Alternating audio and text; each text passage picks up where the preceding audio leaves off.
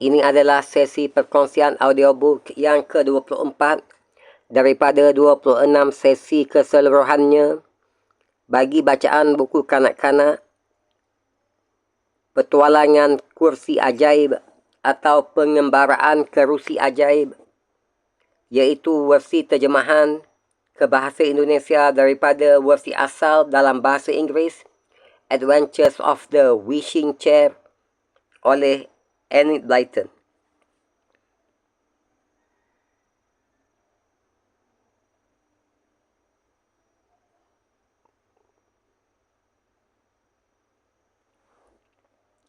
Petualangan Kursi Ajaib oleh Enid Blyton. Ilustrasi oleh Georgina Hargreaves. Daripada versi asal Adventures of the Wishing Chair.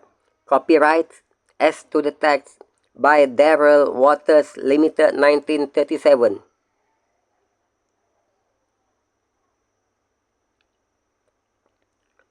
First published by George Newnes Limited, London 1937.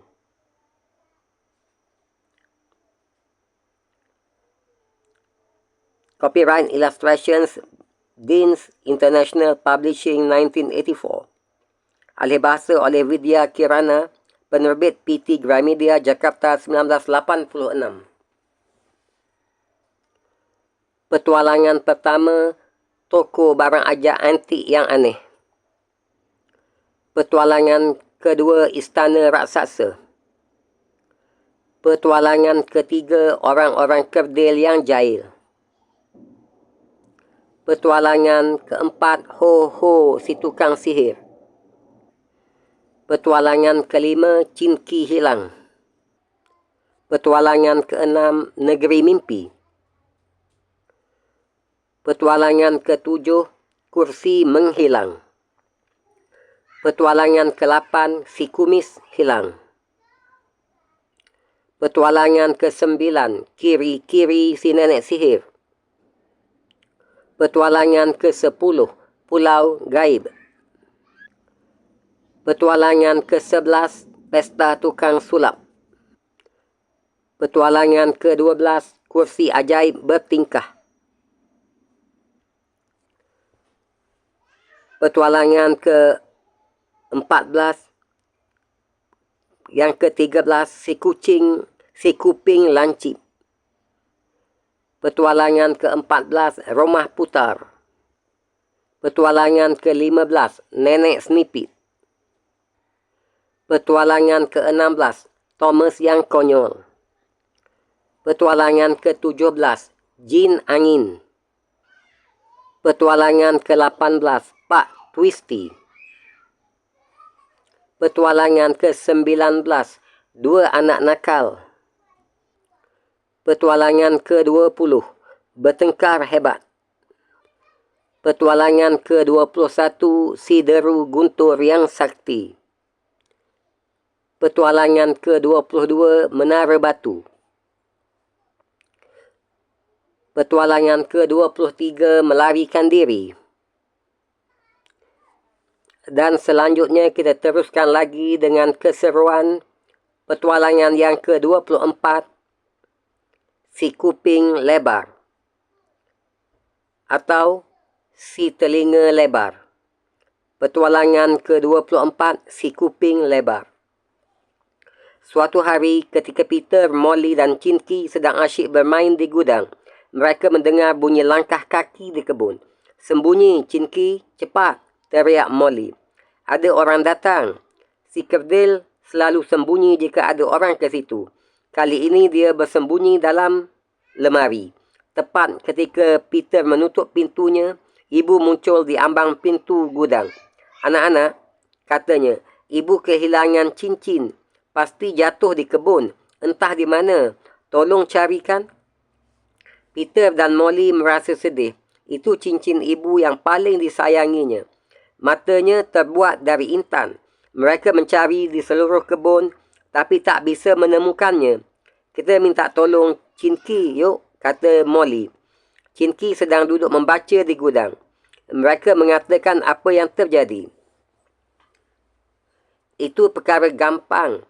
Pasti kutemukan, katanya, sambil menutup buku. Ibumu yakin telah menjatuhkannya di kebun? Ya, jawab Peter. Bagaimana kau akan mencarinya, Chinky?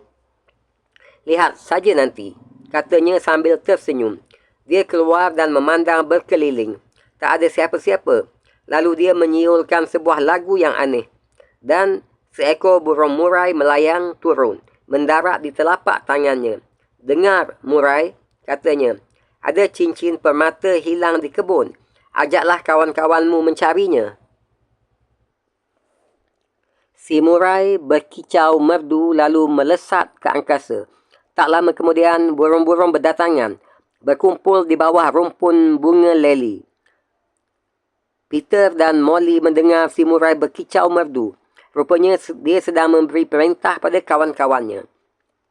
Sedetik kemudian, burung-burung pipit, jalak, kucica dan burung kutilang sibuk mencari-cari di kebun.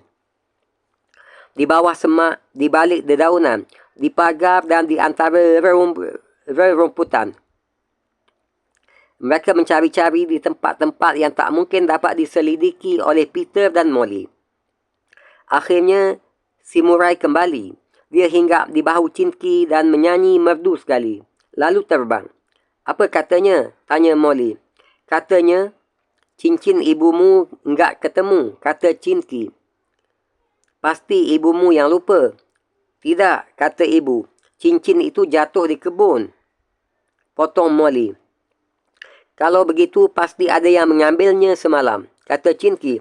Mungkin ada jin yang lewat di sini. Mereka suka tidak jujur kalau menemukan sesuatu yang berharga. Coba kulihat dulu. Ia pergi ke tempat terbuka dekat gudang itu. Tempat itu tersembunyi di balik semak. Jadi Chinky aman. Tak ada yang melihatnya. Dia membuat lingkaran di tanah dengan kapur biru. Jangan mendekat, serunya. Kalau aku membaca mantra dan jin memang lewat di sini tadi malam, kalian akan melihat asap biru mengepul. Jangan mendekat. Kalau tidak ada asap, berarti tak ada jin yang lewat. Molly dan Peter memperhatikan waktu Chinky menari mengelilingi lingkaran. Mulutnya komat-kamit mengucapkan mantra. Lihat, ada asap biru, teriak Molly heran. Oh, Chinky, jangan terlalu dekat. Asap mengepul makin banyak, seperti kabut biru. Akhirnya Chinky berhenti. Dia menaburkan pasir di atas lingkaran itu. Asap, api dan lingkaran lenyap seketika, tak berbekas. Ya, katanya, memang ada jin yang lewat di sini semalam. Asap biru pertanda ada tapak kaki jin di situ. Saya akan bertanya pada peri-peri siapa jin yang lewat. Mereka pasti tahu. Chinky berlari ke sudut kebun, ke rumpun bunga. Peter dan Molly menunggu. Mereka tahu peri-peri sangat pemalu. Tak lama kemudian, Chinky kembali. Terengah-engah dia berkata, mereka melihat si kuping lebar lewat sini semalam. Dia pasti telah mengambil cincin ibumu, kata mereka. Dia kelihatan senang sekali. Sayang, bagaimana kita bisa menemukannya? Tanya Molly putus asa. Jangan khawatir, kata Chinky. Begitu sayap kucing ajaib tumbuh, kita terbang ke negeri para jin. Si kuping lebar pasti mahu mengembalikannya. Dia jin pengecut. Bagus, seru anak-anak gembira. Di mana rumah si kuping lebar? Tak jauh, kata Chinky. Di kota jin. Nah, kalian makan siang dulu. Aku akan menyanyi supaya sayap si kursi lebih cepat tumbuh. Peter dan Molly berlari ke rumah. Setelah makan siang, mereka segera kembali ke kebun. Chinky sudah menanti. Kita pergi sekarang, katanya. Cepat, si kursi sudah siap terbang. Peter, Molly dan Chinky cepat-cepat duduk di kursi. Kursi ajaib nampaknya sudah tak sabar menunggu. Begitu mereka naik, ia melesat cepat, terbang tinggi menembus awan. Kerana sangat kencang, anak-anak hampir saja terguling jatuh. "Hati-hati, sabar," kata Chinky. "Tak usah buru-buru." Kursi terbang begitu tinggi di atas awan, sehingga anak-anak tak dapat melihat apa-apa di bawah. Hanya kabut putih seputih padang salju. "Di mana kita sekarang?" tanya Molly sambil mencoba mengintip ke bawah. "Masih jauhkah kota jin?" "Mungkin tak jauh lagi," kata Chinky. "Kalau sudah dekat, pasti si kursi ajaib akan menukik." "Ah, itu dia." Kursi menukik menembus awan, seperti menembus kabut kapas. Anak-anak melihat kota jin di bawah sana. "Lihat, rumah-rumahnya lucu-lucu," seru Molly. "Dan jin-jin itu, wah, lucu sekali. Itu pasti pasar, ya?" Kursi mendarat dekat sebuah pasar yang ramai. Jin-jin datang merubung, berkerumun. Mereka terheran-heran. "Selamat sore," kata Chinky. "Di mana rumah si kuping lebar?" "Dia tinggal di Pondok Kuning, di kaki bukit itu," kata seorang jin hijau sambil menunjuk. Anak-anak menggotong kursi itu ke kaki bukit, sebab si kursi ajaib kelihatan lelah. Mereka sampai di Pondok Kuning dan Chinky mengetuk pintunya keras-keras. Pintu terbuka. Seorang jin tua bermata kuning dan berkuping lebar memandang ketiga anak itu takut-takut. Bajunya biru, ikat pinggangnya lebar, hitam warnanya. Yang paling aneh bentuk kerah bajunya. Bentuk kola bajunya lebar, bersegi-segi dan berwarna merah jambu. Terikat di bawah dagu dengan pita warna hitam. Konyol benar tampangnya. "Selamat pagi, kuping lebar," sapa Chinky. "Kami datang untuk mengambil cincin yang kau temukan semalam di kebun kami." "Cincin?" tanya kuping lebar gagap. "Ya, cincin. Itu cincin ibuku. Cincin permata yang mahal harganya," kata Molly. "Kembalikan," desak Peter. Wajah kuping lebar kini pucat seputih kapas. Bibirnya bergerak-gerak, tapi tak ada suara yang keluar. "Ayo, kembalikan," hardik Molly.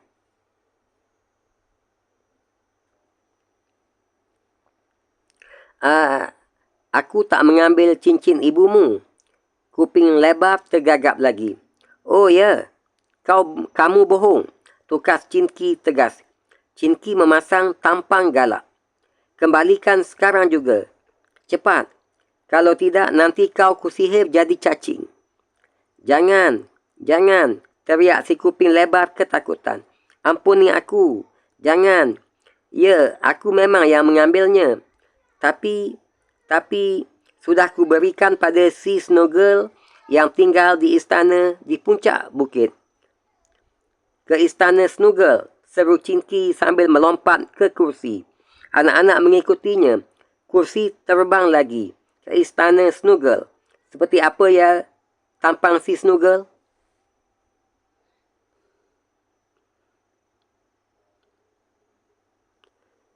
Sehingga ketemu lagi dalam petualangan berikutnya, iaitu petualangan yang ke-25, Snowgirl. Petualangan yang ke-25, Snowgirl. Terima kasih dan sampai jumpa lagi.